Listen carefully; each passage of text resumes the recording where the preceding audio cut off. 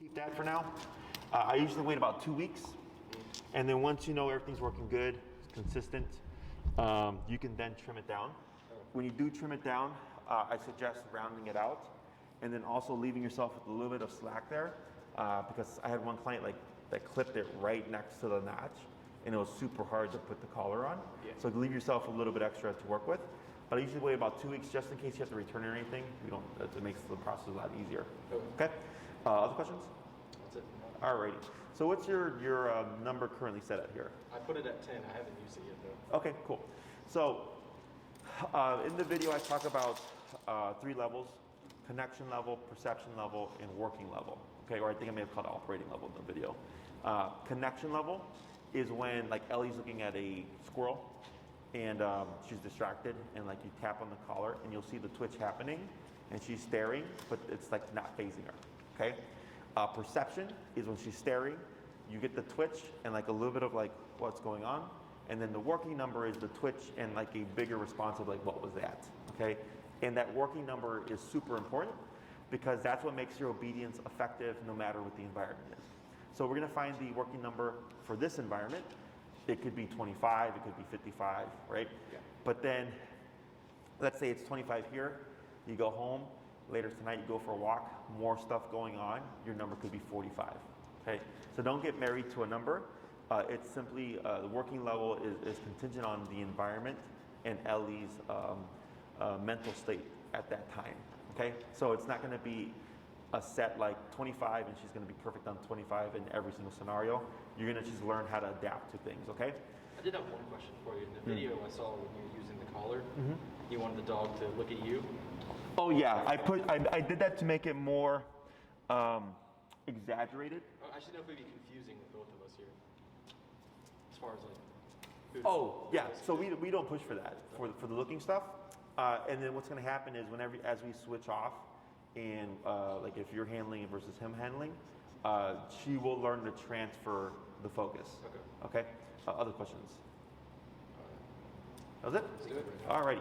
So you're at 10 currently? 10. All right, so you're gonna press that bumpy button right there, the one that says Nick on the side. Okay, yeah, we're gonna look at Ellie here, right? And you're gonna keep release just how you have it. You're gonna keep stationary just as you are. And we're gonna tap. So when I say tap, press the button. Yep, tap, tap, tap. So you see how there's no response, right? Let's go to 15. Is the color working? It's on. I saw the light blinking.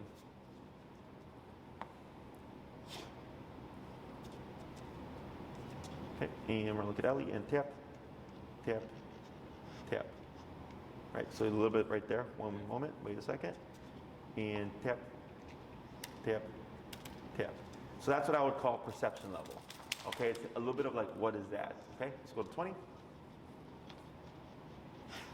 And tap, tap, tap. Let's try 23. And if you land 22, 24-ish, it's fine. General range. What do you expect to see here? A little bit more response from her. So tap, right there. Wait a moment. Tap. Go back down to 20. So you see how much she moved here? Yeah. Right? So working level, you're getting a bigger response with minimal work. Does that make sense? Yeah.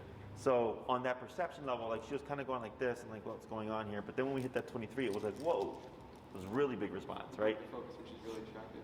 Right. So we want that working number. We need it to be urgent. Otherwise, the reactivity and stuff that that you're dealing with isn't going to go anywhere. Okay. So we can make the obedience, or we can make whatever it is that we're teaching her important right off the bat, simply by operating at that working level. Okay. The most common theory in dog training when it comes to e-collar is they stress low-level e-collar, and it's usually stupid low. Like it's like 5 to 8 low, okay? Which I get like 1 dog a year that's that sensitive. I go by as low as possible, but as high as needed, okay? So again, she dictates the number. If she does perfect on 8, then we would be using 8. If she does perfect on 88, then I'm using 88, okay? I'm going by her behavior, not by how I feel about the levels, okay? It could differ depending on what's going on around her. Correct. And you're gonna start to get some consistency in the sense of her behavior, but it's just like, so once you get the baseline down, once you get that foundation down, It's really just what's going to make this important enough for her to do despite the environment, right? So like let's say she loves squirrels and you go into an environment where there's tons of squirrels, you're probably going to have a higher number because you have to override her desire to want to chase squirrels. Does that make sense? Yeah. Cool. So let's go and give one more tap here. Tap, tap. So you see how she keeps moving around? That's going to be our working level for now. That number may change, okay? So we're going to start with the healing exercise. Super simple exercise. I'm gonna demonstrate it for you, and then I'm going to coach you through it, okay? And then feel free to have a seat if you'd like. So here for this healing exercise, I train dogs to walk on the left. Is that fine? She walks on the right. She walks on your right? Right. Yeah. Okay, so you're going to have to remind me because I train traditionally, which is on the left. So if you see me talking about the left side, tell me right side, okay? So if we're going to have her on the right side, what we're going to do here is, it's going to be super simple today. I know what our issue is, but this is the baseline for everything, okay? So we want to teach Ellie to walk on our right with no tension. So when you're walking, when she starts to get ahead of you, when you hear me say the word turn, you're going to 180 turn to your immediate left, like this, okay? She's walking with you, she gets ahead, I'm going to say turn, and turn like this. She gets ahead of you, turn, the opposite way, and if you can do it quickly, even better, okay? Now as you're doing this, I'm also going to say tap. So Ellie's at your side, she passes you, I say turn, and then I'll say tap, tap, tap. She's back at your side, good. She gets ahead of you, turn, tap, tap, tap, back to your side.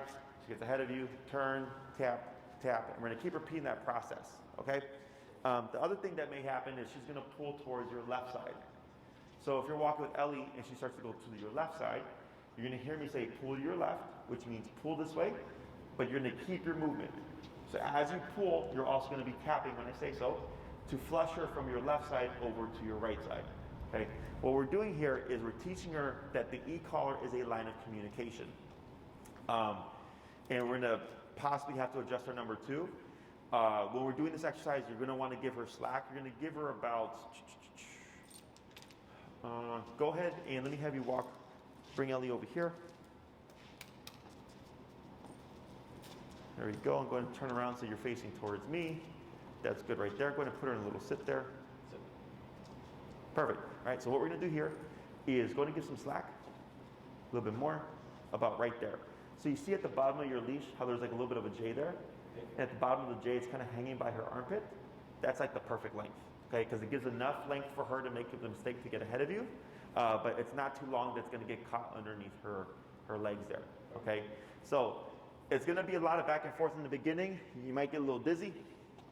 And then we'll take it from there. Questions? All right, and we're at 20, correct? All right, so what you're going to do is go ahead and move forward. Keep your arm nice and relaxed. And turn, tap, tap, tap. Good. Keep forward. Turn, tap, tap. Good. Keep forward, turn, tap, turn, tap. Good. Relax. Good. Keep forward. Keep straight, tap. Pull to your right, tap. Good. Keep forward. Tap.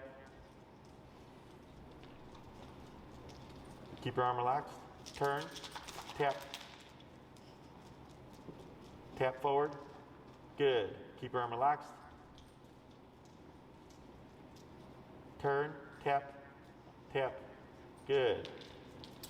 Turn, tap, tap. Good. Keep your arm relaxed. Good. Turn, tap. Good. Keep forward. Turn, tap, tap. Good. Turn. Good. Keep forward. Turn, tap, tap, tap. Good girl. Keep forward, pull to your right, tap, tap, keep forward, tap. Now turn.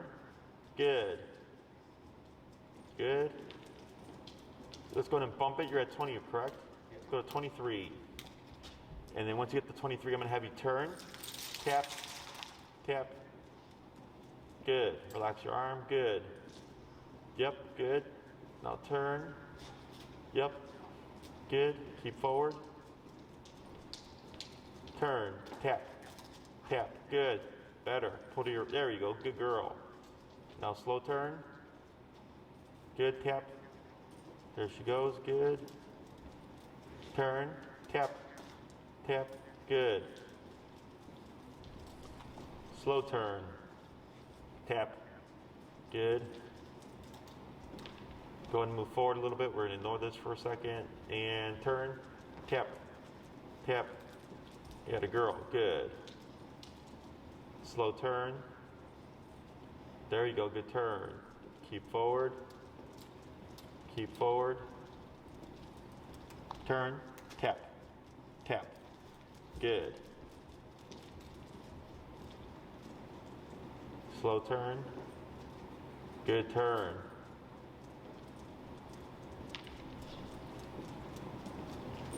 Yep, keep straight. You got it. Turn. Tap. Tap. You got a girl. Good job. Keep forward. You know, slow turn here. Good. Forward. Good. Keep forward. Good. Turn. Tap. Tap. Good. Pull to your right. Tap. Tap. There she goes. Good girl. Good. Slow. Slow turn. Tap. Good. Slow walk here. Keep moving forward, but slow. Slower. And stop. Good. Right? So what do we see there? I definitely saw her start to pay attention, stay on my right. Correct. She's not pulling too hard either. Right. Do you know how we got her to do that? Repetition. Repetition and what else? What about what you were doing right now was teaching her to walk at your side? I was also giving her the room to do it. Correct, right? Yeah, so most people, when they walk their dogs, shorten the leash and will either like hold them back, or they have it so short that the dog is still pulling, but they just can't get anywhere. You see my arm, I kept wanting to pull up. Yeah, yeah, it's I see it all the time, and that's why I kept saying relax your arm, because we want this to not really have much to do with anything. We want that to do all the work, okay? Because that's ultimately what's going to stop all the behavioral stuff.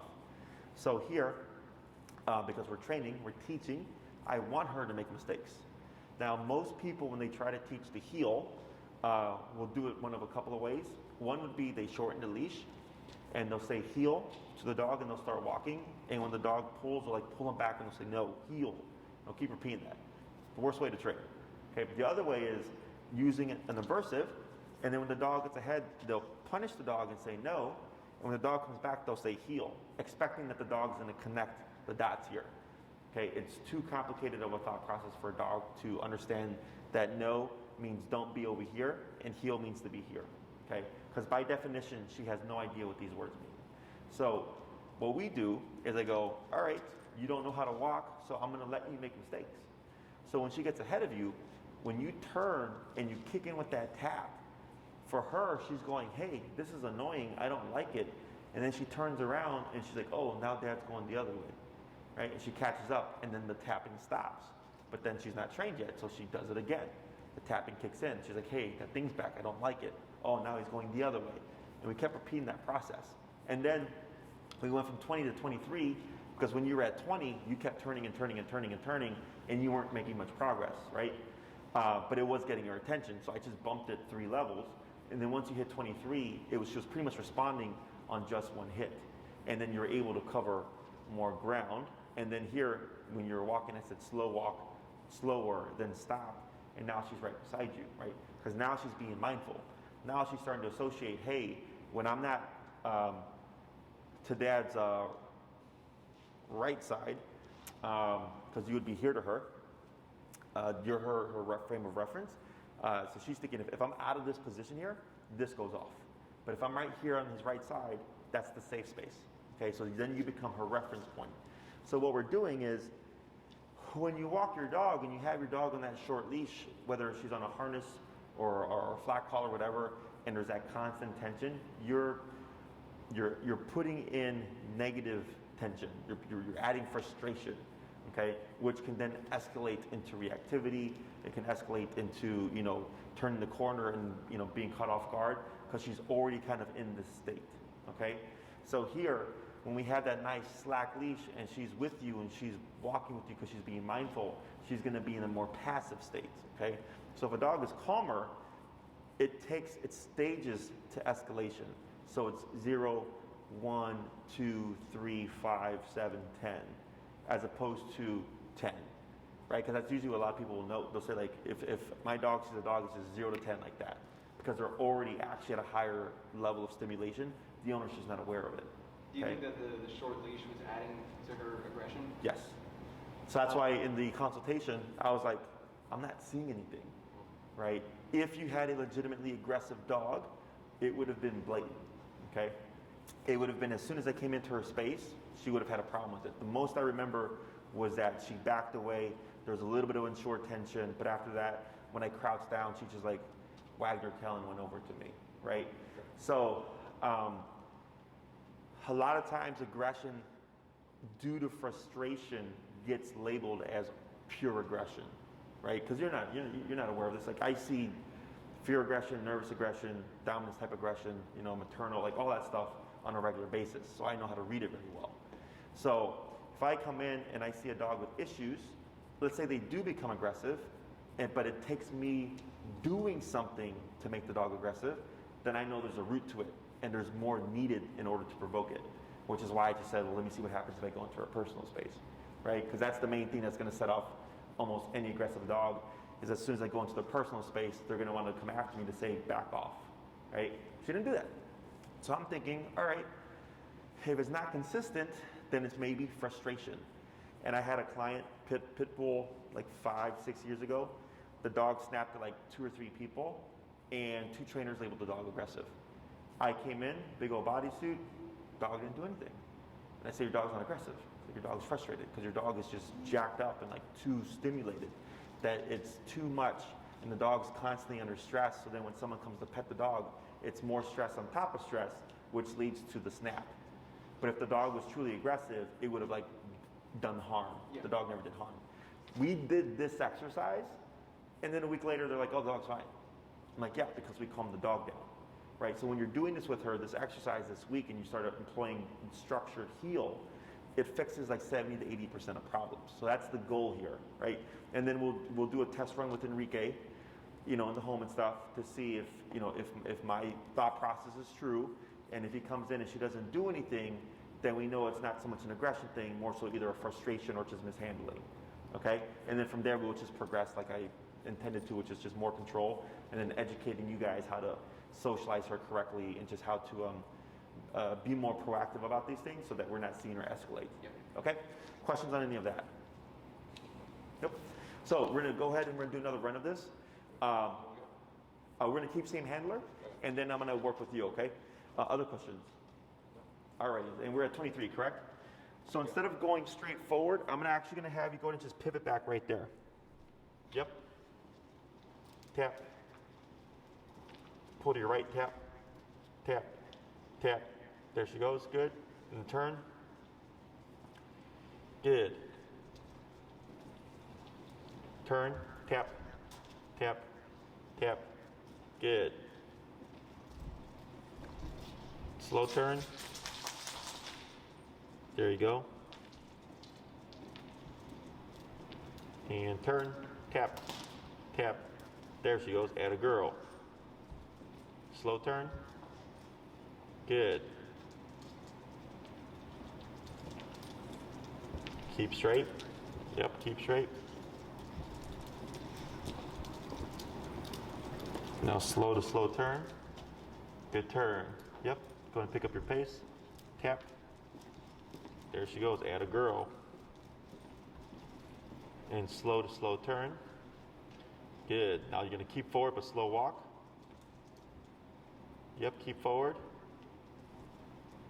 Now pick up your pace. Good. Now slow walk. Good. Slow turn. Good turn. Go ahead and pick up pace. Tap forward. Good girl.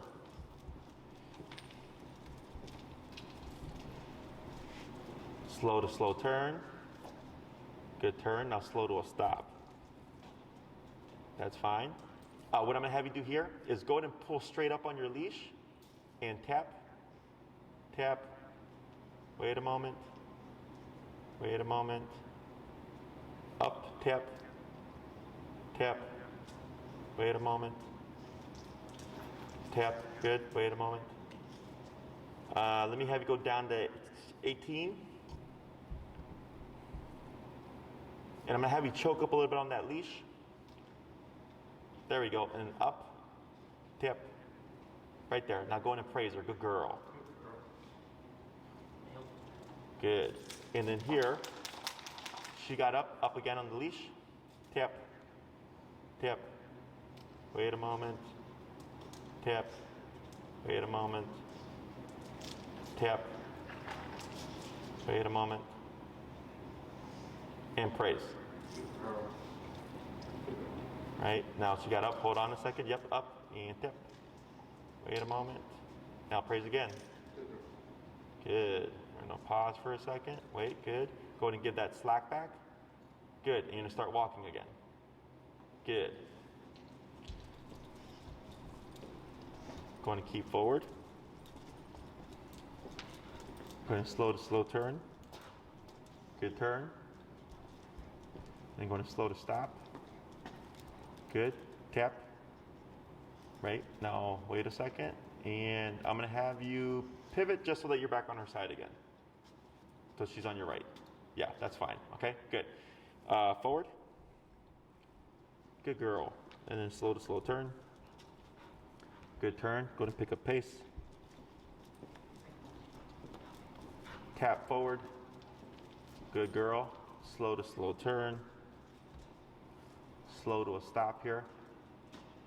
Good. That's okay. You're gonna pull up on your leash. Tap. There we go. Atta girl, praise. Good job. Forward. Good. Going to slow to a stop. Good. Up on that leash. Good. Praise. Good. Forward.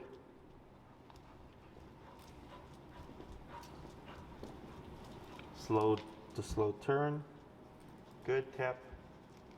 There she goes. Atta girl. Now slow walk, but keep forward. Yep, keep forward. Tap. There she goes. Atta girl. Then slow turn. Good. Slow walk. And stop. Up tap. Good. And praise. Good. So I usually don't do the auto sits on the first class, but I'm doing them now because this is going to be a frame of reference for you for the reactivity stuff. Okay. If I remember correctly, I remember like getting caught off guard by humans or like someone coming into her personal space should cause reaction. And then dogs? Sometimes, occasionally, if the other dog engages first. Okay, so like if you're walking and like let's say this person's dog is like very hyperactive and starts barking, would that trigger? Yeah, then she'll go. Okay, cool. So we're not going to worry about saying heel or anything like that this week because we're just training the concept of follow our lead, okay? So the reason for teaching this sit here is this is an auto sit, okay? So we're not saying it verbally. We're teaching it and like kind of commanding it through pressure, okay? Pressure being the e-collar. The pressure makes these things mean something to her, okay? So with this here, if I see someone approaching and their dog looks like a jackass and like it's gonna be reactive or something, what I do is, you know, typically it's like sidewalk grass. I think you guys are from Wrigleyville, right? Yeah. So it's like they're I think wider concrete sidewalks for the most part. Yeah. So what you can do, same process, right? Is when you see the person approaching, instead of like shortening the leash and like hoping everything goes well or like crossing the street, we want to start confronting that stuff. Okay. The more you confront it, the faster we start to learn like what progress it is that we're making. Because if you keep avoiding those things, we're not going to know if this is working. Okay. So if I see someone with their dog and I'm like, she might be reactive, first thing I do, and they could be a half a block away or whatever, is as soon as I acknowledge that, right away, I want to step off into the grassy area. You can hug on the inside of where the curb is, and she should be on your right side. You would then up and tap. You wouldn't say sit. Okay, just up, tap, and put her into the sitting position, and then you would shorten your leash. Okay, now when you shorten it, I want it short but not tight. So most people, when they shorten it, they're like this, and they're already gearing the dog up by adding in that negative tension. So when we shorten it, I'm doing that as a precaution in case that dog, for instance, does trigger her and she goes into reactivity. She doesn't have that much leeway. Okay, but if you left it like that loose, she could get up to 1.5 to 2 feet away from you moving forward. So when I shorten it, I grab right next to like where the collar is, and the dog will only have like 1/2 foot. So then if they try to go, one, I have more immediate leverage. So if I need to stop the dog, I don't have to be like this. I'm just like this, right? Exactly, just like that. So you're nice and relaxed, and then we see what happens. So most of the time when we see reactivity, people want to pull back. Instead, we want to pull up. Okay, up de-escalates, back or up and back escalates. Okay, so if she's being reactive and you're trying to control her by doing this, you're making her more reactive. Okay, so straight up. So we're nice and relaxed. I have my leash short. Person is walking with their dog, and I'm watching Ellie because she's my responsibility. So I'm watching her here, and I'm reading for any signs. Do her hackles go up? Does her tail start to move? Do her ears perk up? Does she start to puff her chest? I'm looking for any signs of escalation. If she starts to puff up, and I'm at 18, I'll give a tap on 18, right? So if she goes from this, and I tap, and she goes like this, and she chills, I've just de-escalated her. Does that make sense? So, and that, it may not work at the 18, but that's how it's supposed to work if we're at the appropriate number, okay? So maybe from 1/2 block away, she spots the dog, and she doesn't like the energy, and she starts to like get grumbly or whatever, and you tap at 18, and if it completely pacifies her, that worked. But then, as that energy starts to approach you, and it's usually about this window here, okay? So once the dog that's approaching hits this spectrum, that's typically where your dog's gonna trigger, okay? Because now it's closing the gap and getting closer, and it becomes more threatening. So let's say the dog comes right here, and that's when she triggers the second time or whatever, and I pull up to control her and contain her, and I tap, and let's say she just settles right back down, perfect. 18 in that moment worked, right? If she keeps being reactive, then I'm like, okay, when the dog is in this vicinity, 18 isn't enough power, right? But it's enough for a block away or whatever. So the next time I see a dog of similar energy, when I step aside, I might already be preemptively at 25, right? I'm a little bit higher. And I repeat that process. And let's say 25 doesn't work when the dog is here. The next time I'm at 30 or whatever, 35. And I just keep building on failed experiments until eventually maybe I'm at 55. The dog comes here, she blows up, I tap, and she just immediately settles at 55. I'm like, oh great, that was very easy. Then I see another dog, I'm at 55, easy. Another dog, 55, easy.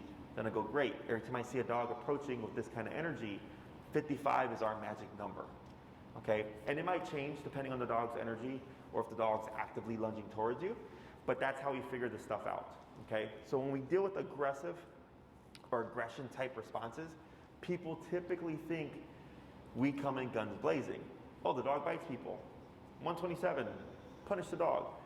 We don't. We actually come in low, and we work our way up to find the appropriate number, because if you blast the dog too harshly, it's such a harsh and heavy correction that it might stop the behavior in the moment, but the dog doesn't learn the lesson.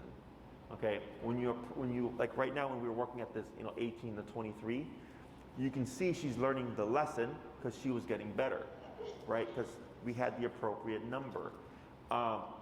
If I would have came in on 100 and tried to do this, she would have been panicking and all over the place because she's like, I don't know what the hell I'm supposed to do, right? So it's the same thing for the behavior stuff as well. Is we start low, we just work our way up.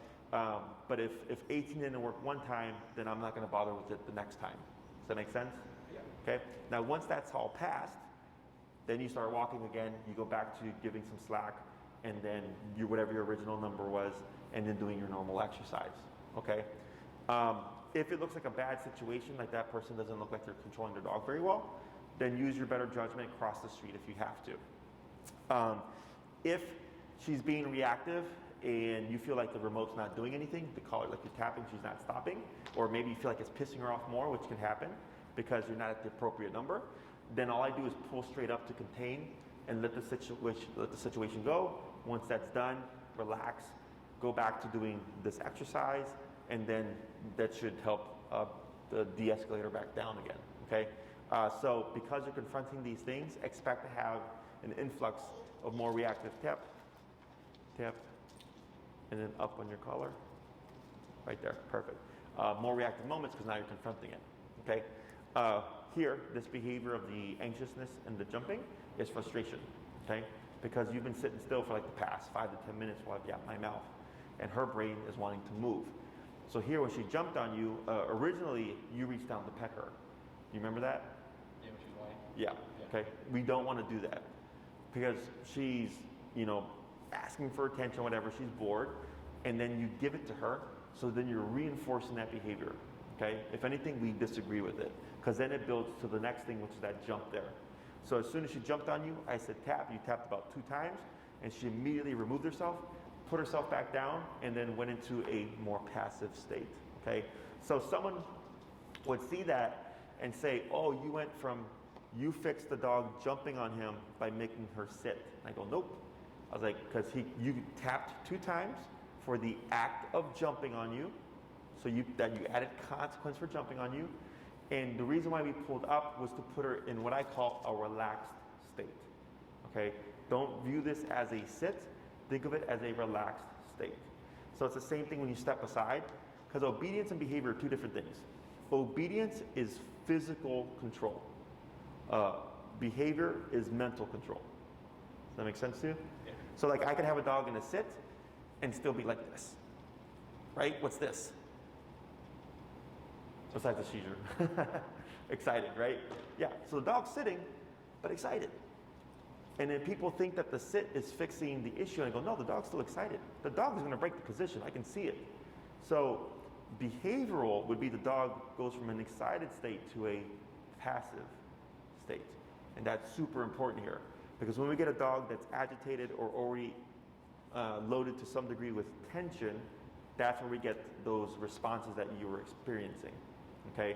But when she's practicing more of this relaxed passive state, it theoretically is supposed to take more build-up before we see something like that. So like with humans, so I don't like when dogs are labeled aggressive because people act as if it's a characteristic trait, right? So like, I've been angry. Have you guys been angry? Yeah. Are you angry people? Right? Like we don't say that to like about people unless they have like legit like anger issues, right? So it's the same thing for dogs. I look at aggression as like an escalated form of an anger response, right? And I get angry, but I don't always get angry to the point where I beat someone up. You know what I'm saying? So for the dog, it's the same thing. Any and every dog is capable of becoming aggressive. So when someone says like, oh, my dog's not aggressive, I'm like, you don't know. Like your dog could become aggressive if they're put under enough stress, but you've just not seen the dog in that context yet, right? So when you start to understand behavior and where they're coming from, it'll help you kind of get a better idea. And then knowing that, it helps you kind of navigate her or navigate with her through those stressful moments. And like teaching her like, nope, that's not an acceptable response. We have to go about it this way. Okay? Questions? Back to when she was sitting, if she's sitting but she's also whining, does that... You can technically tap. Okay. Yeah, if you're disagreeing with that behavior. So you can do one of 2 things. You can either ignore the whining and it'll escalate to what you saw earlier and you address it and it kind of works backwards, right? Or you can be proactive and this is going to happen, it's okay.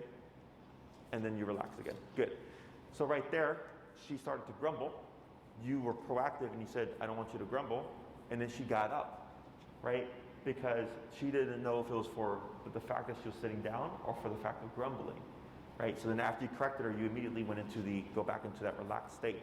So as you repeat this, what you'll find is she'll be sitting, she might whine and you'll tap her and she'll stop the whining, but she won't get up anymore. Because she's So she knows it's about the money. Correct. Yeah. And it's all about repetition. That's how they figure these things out. Okay. Other questions? I did want to ask you about, she did invoke the same response when she's tracking. She does this thing where she'll fixate on a person or a dog from across the street a block away, and she looks like she's hunting. Sure. She puts her head down, her shoulders up. She starts to stalk them basically. Yeah, we definitely want to break that process, for sure. Okay, and the easiest way, the reason why I'm telling you to be stationary right now, is it's much easier to tell the difference in the change in behavior when you're stationary than when you're in motion, okay? So like if you're moving, if you're walking with her and you see her stalking, what I would do is come to a stop and then see what she does when you come to a stop. So if she's sitting there like this, she's clearly in a stalking state, is you would start tapping, and what you would see is you would remote her, and then you end up with this kind of response where she's just sitting back. So now you've disengaged that mental state, okay? And then see what happens, you know, if that dog or person ends up coming in closer, and that's of course when you would step aside and do all that other stuff. But it's easiest to control a dog when you're stationary than when you're in motion. But definitely anything that you feel like, I don't like this, you can use this to stop it, okay? So e-collar is an aversive. It's meant to stop things. But we can also use it to teach things, like we just taught her how to walk at your side, right? And when we're teaching the dog to do something, you have to shape it. You have to do things to teach them how to turn the pressure on and how to turn it off. So to get her to sit, I said, pull up on your leash and tap on the collar. And you kept doing that, and now she's learned when you pull up on the leash to put her butt down, right? We shaped that behavior using pressure. However, the whining, you said, I don't want you to whine. You simply just added the aversive.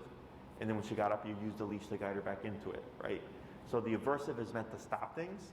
So jumping, chewing, biting, barking, you know, any of that stuff that you disagree with, you can use the remote for. Any other things that you feel like are kind of reactivity or aggression? I wanted to ask about if she's fixated on smelling something and I want her to come. Do I say come, she doesn't, and then tap it? Should I pull her if she doesn't come? What I would do at this stage is if she's on the short leash, and also only use the e-collar to correct things if she's on the leash. Okay, don't use it if she's off the leash outside. If it's in the home, like if you're using it for like barking out the window, that's fine. But I don't want you to accidentally overhit her because it'll most likely send her running. Okay, but if you're walking with her, like when you're doing this exercise, her nose should not be on the ground. Okay, so that you can actually just keep walking and tap, and it should just refocus her back to your side. Okay, let's go ahead and swap handlers here. You say only on the leash, is that before we start doing the recall stuff? Correct. Change. Yeah, clockwise goes up, counterclockwise goes down. Okay, and then that's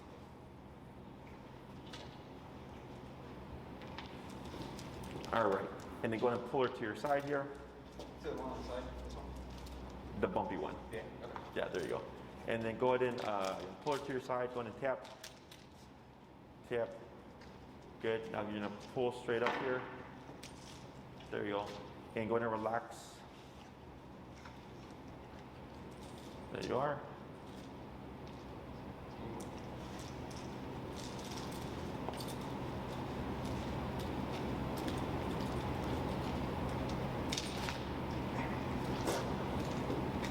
And she's on your right, correct, yeah. Now up, tap, there we go, good. Now I'm gonna have you, if you can, swivel with it so that the leash is on the inside. You see how it's on the top there? There we go, cool. Now we want to give slack. Give a little bit more slack here. That's good right there. So you see again where that bottom of that little J is, right by that armpit area, okay? So we're gonna start from square one, which is gonna be whenever she gets ahead of you, you're gonna be making that immediate 180 turn to the left to go the opposite way, okay? And I'll coach you through it. Questions?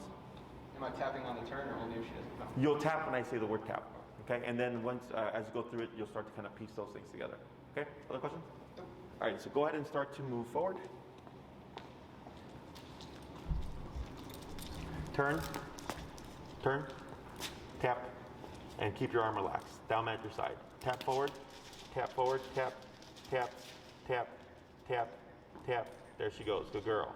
Keep her arm relaxed, relaxed. Now turn. Good.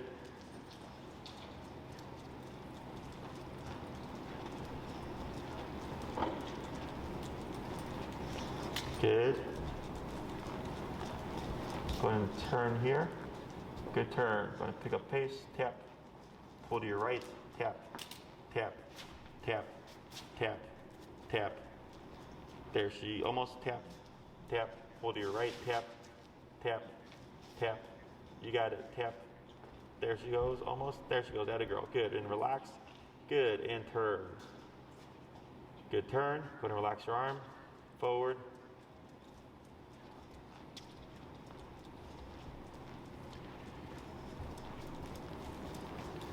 Good. Slow to slow turn. Good. Pull to your right, tap, keep forward. There we go, much easier, better. Good.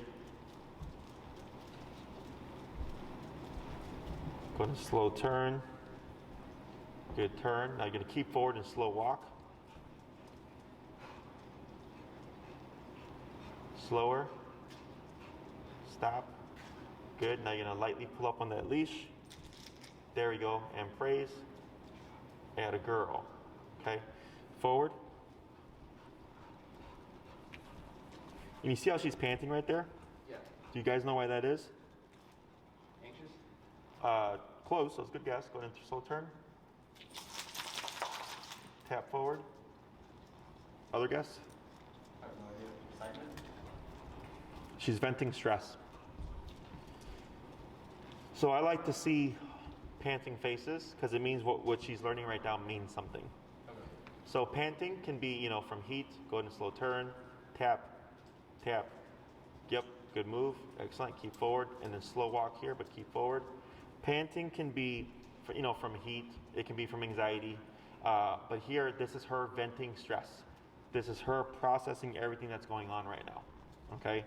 So the reason why I like it, go ahead and slow turn, is because it means all the stuff that we're doing, tap forward, means it's important enough for her to stress out about, but she's not too stressed out about it that she can't let it go. Tap forward. Good. And then relax your arm. Go in a slow turn. So going to slow down to a stop. Good. Good. So when I work with dogs that are legitimately human aggressive, right? If I were to approach them with my sleeve, right now she's panting, you would see as I approach them, at a certain point their mouth would close. Okay, that closed mouth is what we call loading tension. So it doesn't mean she's going to do something, but it means that what's going on in the moment is stressful to her, and she's thinking about what to do. Okay, so it's really obvious if she goes from open mouth, and if you look at her, her ears are back, her eyes are relaxed, her mouth is open, and a nice just kind of steady breathing, right? So when I come in and they close that mouth, I go, okay, you don't like this. And I might wait for a moment. And then sometimes they'll go from closed mouth and then they'll go back to open mouth because they process the stress for a moment. They're like, oh, that's not too bad. I can handle it, right? And then if I keep pressing that gap and go into the personal space, the dog might close the mouth again and then potentially escalate to a bite. So this is how you can start to read her better. So let's say you're on a walk, she's panting, either just from training or just from the walk itself, and you step aside to let a dog pass by, and you see her mouth close. What does that tell us? Feeling aggressive. We're not feeling aggressive. She's feeling stressed. She's feeling stressed. Okay. So remember, aggression isn't the issue. The aggression comes as a symptom of something, right? So if the dog is a very boisterous or maybe reactive energy, and she goes from open mouth to closed mouth, she's going, I don't like this energy, right? And then as that energy approaches, we might see the aggressive or reactive response, okay? But it's not a guarantee. She's just simply communicating what's happening right now is stressing me out. And that's important to learn because then you can start reading things, right? So let's say you're walking and there's 3 kids just running, right? And you decide to step aside with her and you do everything that I mentioned earlier. And as the kids are running, you see maybe from 8 feet away, she closes her mouth. And then the kids run past. And then once they run past, she opens her mouth again. So that just tells me, or that just told me, oh, kids running really quickly by her stressed her out, but not enough for her to become reactive because she let it go as soon as they passed. Does that make sense? Yeah. The other sign you can look for is lip licking, okay?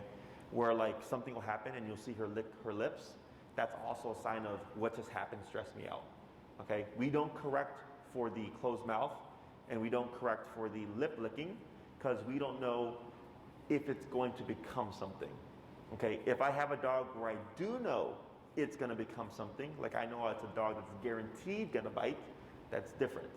Because I already know when they close their mouth what the thought is, so I can technically correct. But for here, we're trying to learn Ellie, learn more about her and like what her triggers are and what things she doesn't like, right? So whenever you're working with her, if you see some kind of stressor approaching and you go to step aside and stuff, that's the easiest way to figure out how she feels about it and like what the proximity is, right? Because like let's say at 20 feet away she goes to from open mouth to closed mouth, then from 20 feet away that dog is already stressing her out. Does that make sense? Questions? Cool. We're gonna do a little bit more. Go ahead and move forward.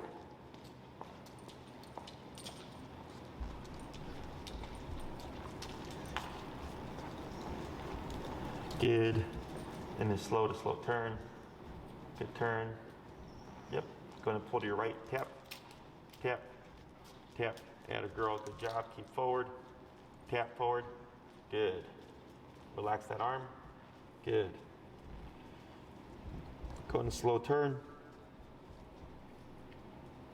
Slow walk here. And stop.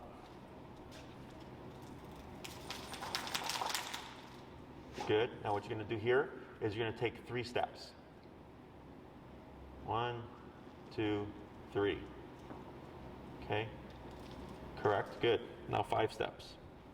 1, 2, 3, 4, 5. Good. And then 1 big step.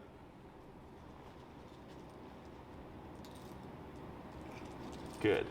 Okay. That's the level of attention that I want. Okay. I'm not worried about perfect right now. Okay. I'm more so worried about her matching your movements. It doesn't seem like much. Okay.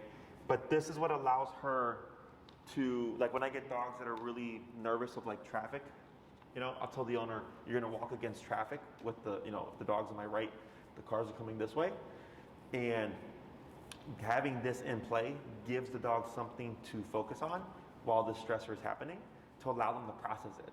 Because I get dogs that won't move. Like they'll just sit there and you can drag them along, they won't move, right? They have to be able to move through that and have this going on. But having this reference point allows them to accept the stress here because she's more stressed out about you than she is about that dog in passing. That's the theory behind this stuff. She's more stressed out about you than when you turn the corner and that person comes around out of nowhere, right? That's what's going to help her keep things in check. And then she starts to rationalize like, oh, like I don't need to be worried about these things because nothing bad ever happens. Meaning if she's matching our movements and there's nothing else to worry about? Correct, right? So you're becoming the center of her universe. Yeah. Okay, so that's the theory of how this stuff works. Sometimes it works, like I said, 70 to 80% of stuff just goes away. Other times it's like it fixes a lot of things, but then there's other things that we need to work on more directly. But that's why I always start with this first because for me, this fixes most problems. So why not always start with that one thing and then see what's left over? Okay. So when you're walking with Ellie, what I would suggest for this week is you come out, you start off with a quick potty break, let her pee and poop, get that stuff out the way. Once that's done, you want to find her working number. So then you would start at, you could do 10 and you would do the taps. And you remember, you want to look for the tap and then like somewhat of a big response. Most likely what she would do is move towards your right side. Okay, because that's what she's been trained to do today. So I'm assuming she's going to gravitate towards that side. And then you would say like, okay, 15, I think that's our working number, okay? Now going forward, she is supposed to be here.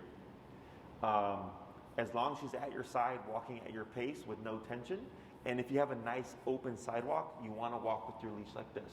Remember, you want to give her the opportunity to make mistakes.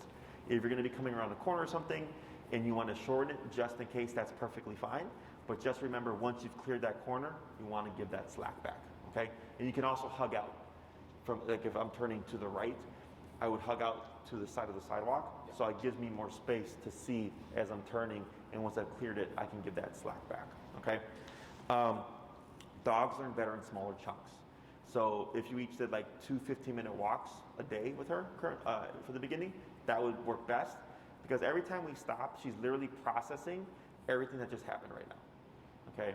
So 4 15-minute walks or 3 20-minute walks would be ideal. If all you have is 1 solid hour to work with her, that's perfectly fine. It's just she wouldn't, if you did that regularly, she wouldn't catch on as quickly, okay? Walking alleviates stress, so any stress that's being built up because of the e-collar will go away at the same time because you're exercising her, okay? I give her a big one when I get home from work.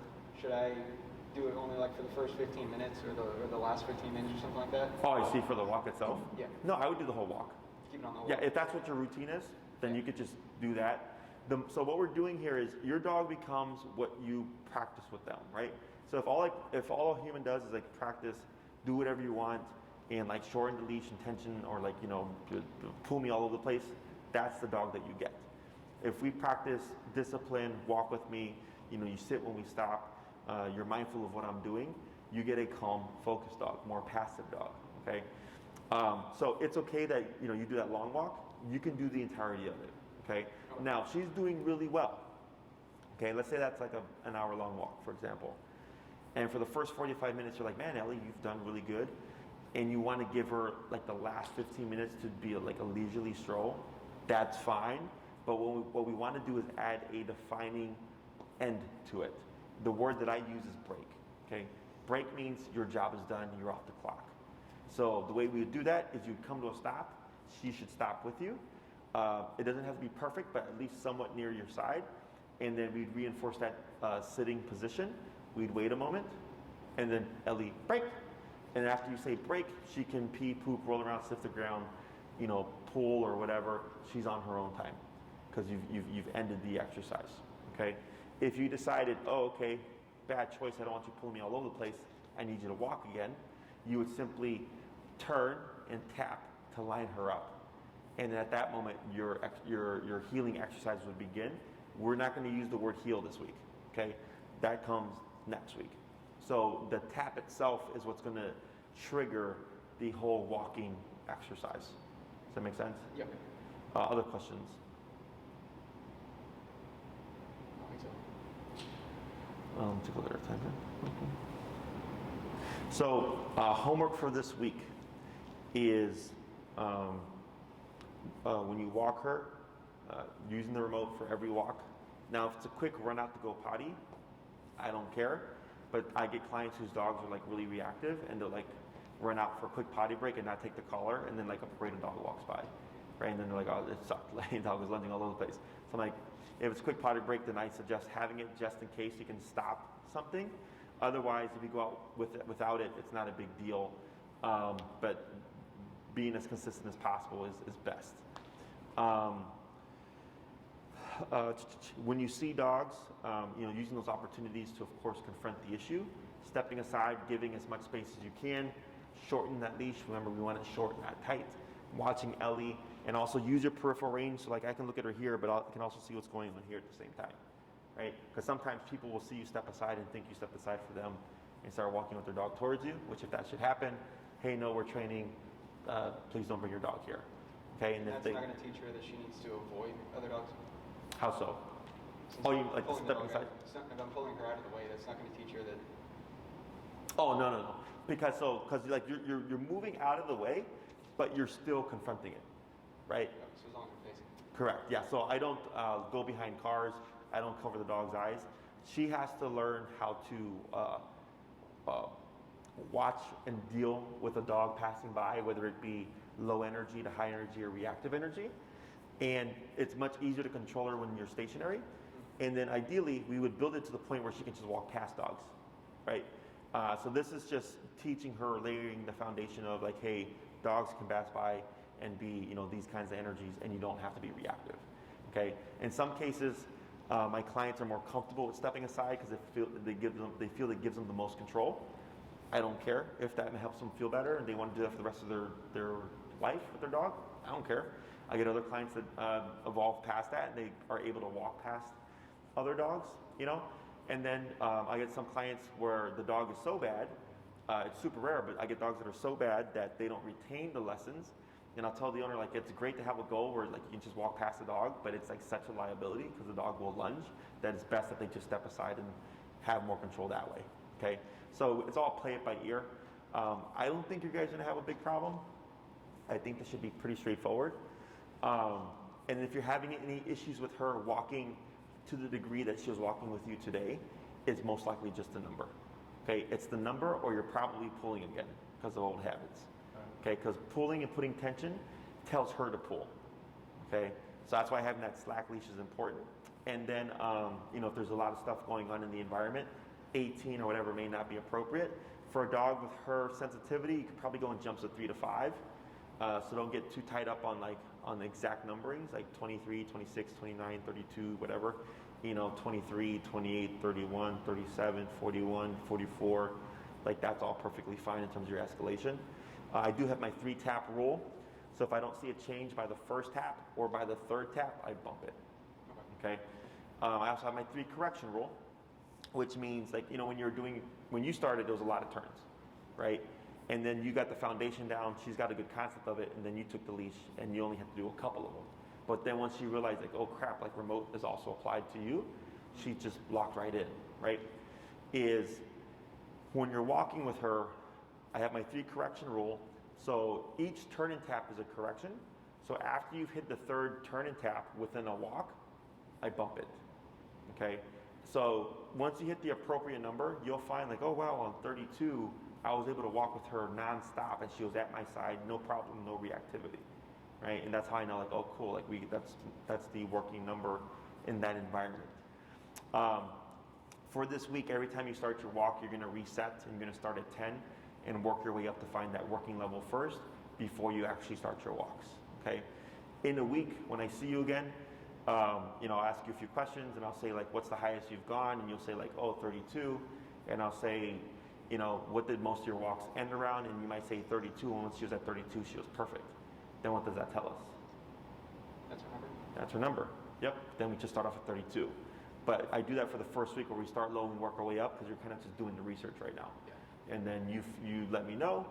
And then, you're my feedback. So like next week when I see you, and you'll say, hey, Jesse, we saw like 20 dogs and she was reactive with only 2 of them when normally she would have been reactive to all of them. And I go, great, that's a really good percentage of success. Let's keep doing what we're doing and then we'll see what happens as we go along. Okay? I have a question. At the beginning of the walk, we're at 10, and I go ahead and I already see a skateboard, and I know she's going to react. Should I turn it up? You can turn it up. Yeah. Yeah. So knowing that, and just remember, like, let's say you see the skateboard, you go to 25. Step aside, shorten leash, all that stuff, right? And 25 doesn't work, then the next time I might be 35. Okay. If skateboards are more infrequent by you, if you see skateboards on a regular basis, then you can 25, 30, 35, 40, each time just slowly going up. When we seek that out? Seek it out? Yeah. Is it a problem? It's one of our biggest. Yeah. She's very aggressive towards skateboards. Then I would seek it out. Sure. This early? Yeah. So the more you confront, the faster we're able to progress, right? Because the only way I know is if you try it and then you tell me like, it sucked, it worked, it didn't work, Yeah.